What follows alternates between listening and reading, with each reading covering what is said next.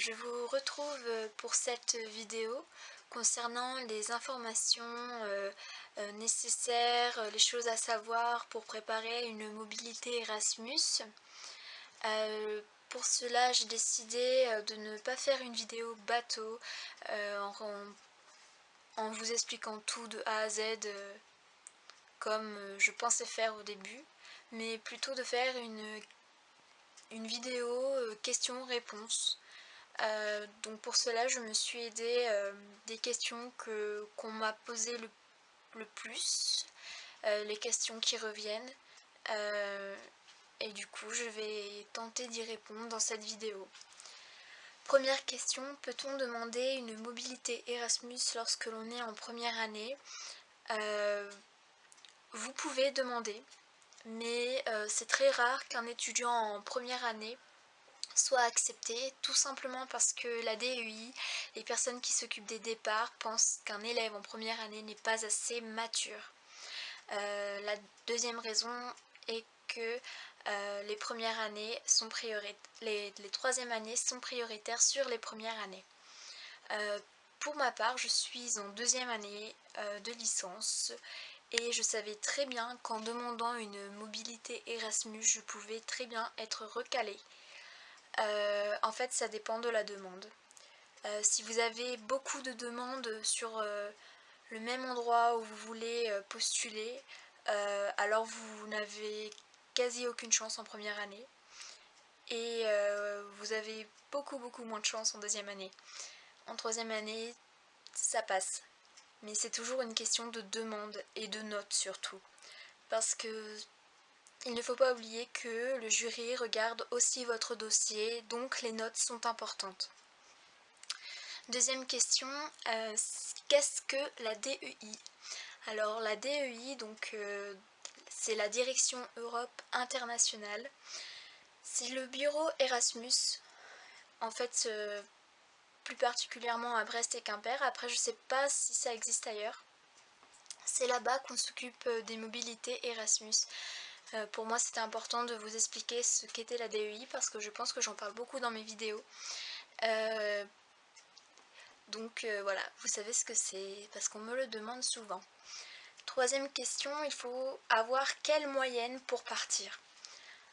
Alors cette question me fait doucement sourire car certains professeurs te diront que ce n'est pas les notes qui importent, mais la motivation, tandis que d'autres te feront totalement désespérer en te disant qu'il faut une moyenne de 14-15 pour partir. Une fois de plus, tout dépend de la demande. Si une personne qui est avec vous en troisième année à 14 de moyenne et que vous en avez 12,8, alors il y a de fortes chances pour que cette personne ait la place et pas vous. Oui, les notes comptent et la motivation, je pense un peu moins, malheureusement. Toutefois, je ne sais pas si c'est toujours le cas, mais pour ma part, j'ai eu un petit entretien avec mon tuteur pour voir si j'avais la tête sur les épaules, si j'étais assez motivée et que je n'allais pas là-bas en mode touriste, en mode vacances. Si je devais donner une réponse précise à cette question, enfin pour moi, je pense qu'il faut un minimum de 12 de moyenne. Faut pas des notes non plus 14-15, 12 de moyenne, je pense que c'est un minimum pour partir. Pour les deuxièmes années, en fait, on regarde votre bulletin du premier semestre de première année, ainsi que vos bulletins de terminale. Et pour les troisièmes années, on regarde votre année de deuxième année et votre premier semestre de troisième année. Alors, quatrième question. À partir de quand commencer les démarches pour demander la mobilité? Alors, une réunion d'information a lieu dans chaque université. Dans la mienne, il me semble que c'était en janvier. mais ça peut aussi être début février, ça dépend. On vous demandera de remplir un dossier. Attention, il y a une date butoir. Donc ceux qui ne rendent pas le dossier à temps sont directement recalés. J'ai une amie qui s'est fait recaler parce qu'elle a rendu son dossier un jour plus tard, donc vraiment faites attention. Soyez vigilants. La date butoir vous sera communiquée par le professeur qui fera la réunion d'information. Donc écoutez bien, c'est utile. 5e question, que faut-il savoir concernant le dossier? Vous devez rendre 2 exemplaires du dossier. Il ne faut oublier aucun document en annexe, sinon vous êtes recalé, vous serez refusé.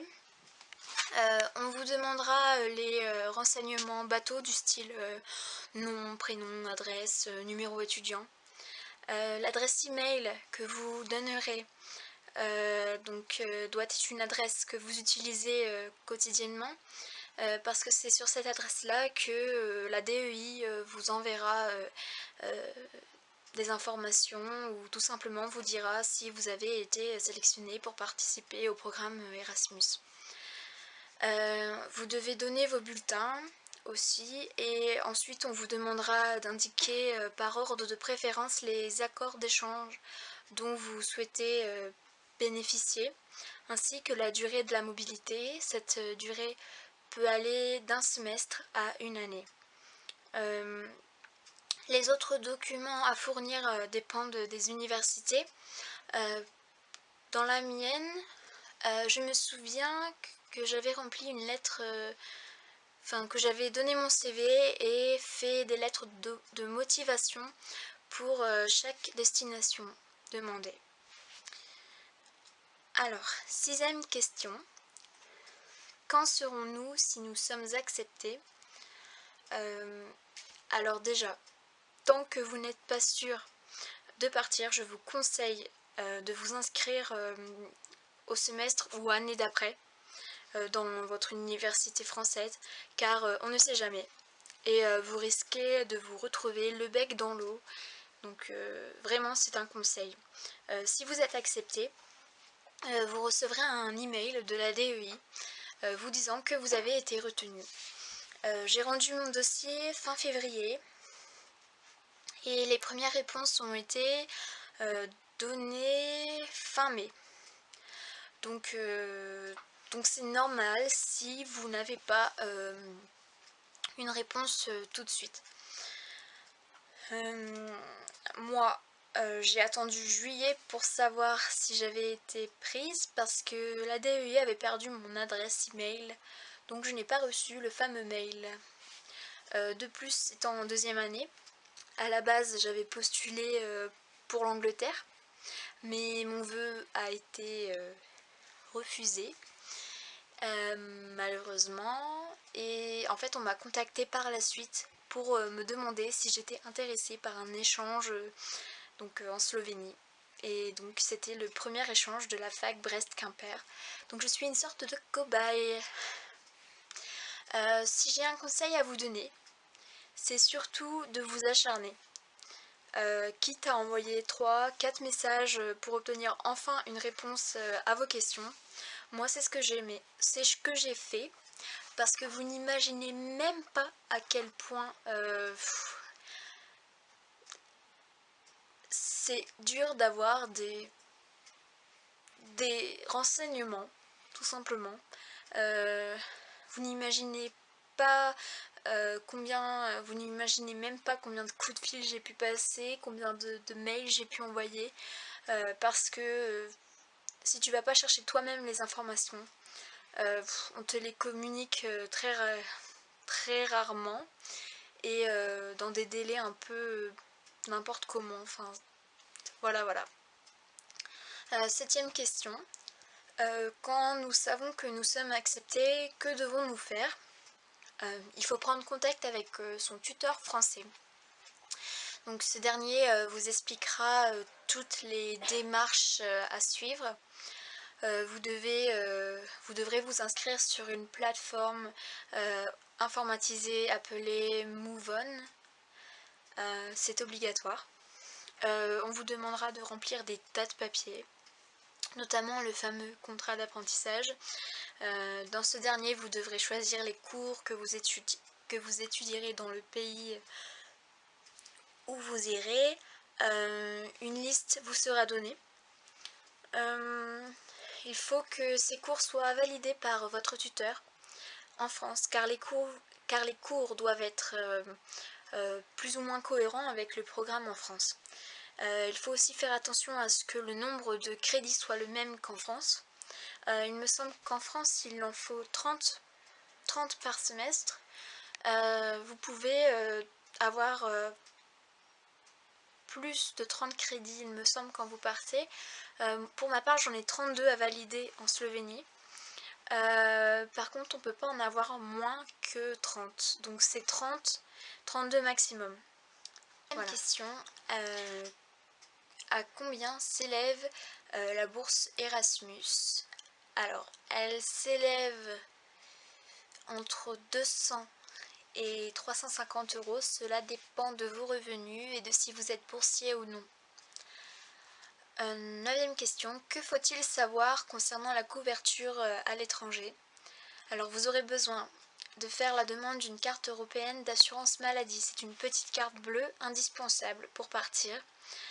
Votre carte d'identité est également obligatoire. Le visa, lui, n'est pas obligatoire. Pour ma part, en Slovénie, il ne l'est pas. Je suis en Europe, donc je n'en ai pas besoin. Ensuite, concernant les mutuelles, moi je suis à la SMEBA. Je ferai un petit topo prochainement là-dessus dans une autre vidéo pour vous parler plus particulièrement du pourquoi j'ai choisi la SMEBA et de ce qui m'intéresse dans cet organisme.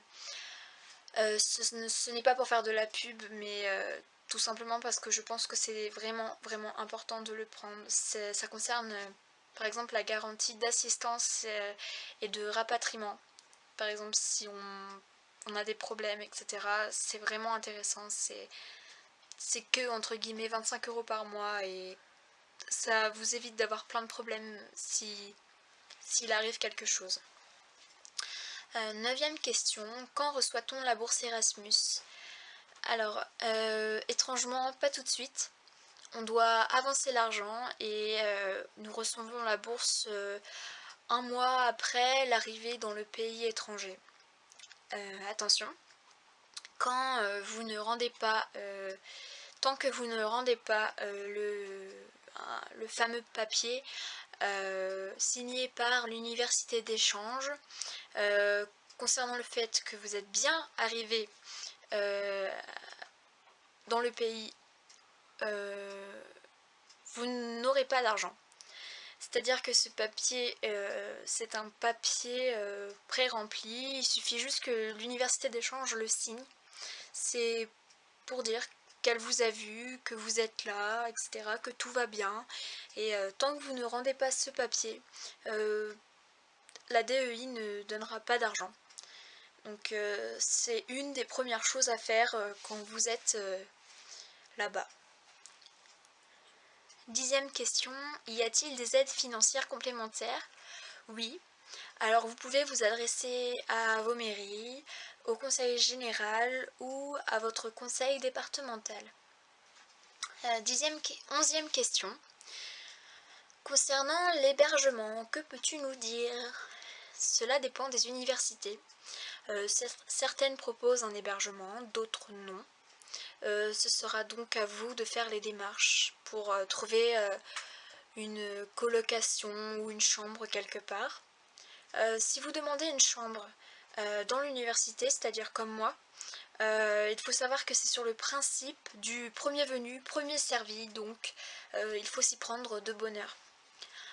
Pour ceux qui préfèrent un appartement qu'ils auront trouvé eux-mêmes, je sais qu'il existe beaucoup de pages Facebook sur le sujet ou même un site plutôt bien qui s'appelle Erasmusu. Donc en fait c'est Erasmus et vous rajoutez un U à la fin. Et moi je sais que il y a plein de choses intéressantes et d'annonces, notamment pour le logement, et pas que pour la Slovénie, donc ça peut intéresser tout le monde. Erasmus Su, avec le U à la fin. 12e et dernière question. Alors, si je veux aller en Chine, où est-ce que je m'adresse? Alors, si vous voulez aller en Chine, ne vous adressez certainement pas à Erasmus, parce que Erasmus est un programme qui s'occupe des mobilités en Europe. D'autres organismes s'occupent du reste. Il existe notamment pour le Québec un programme appelé Crépuc. Après, je suis désolée, je n'ai aucune idée du nom de l'organisme qui s'occupe des départs en Chine. Alors je vous conseille de vous adresser à la DEI de votre université. Voilà, nous arrivons au bout de cette vidéo. Sur ce, donc j'espère que cette vidéo vous aura plu et qu'elle vous aura un peu éclairé.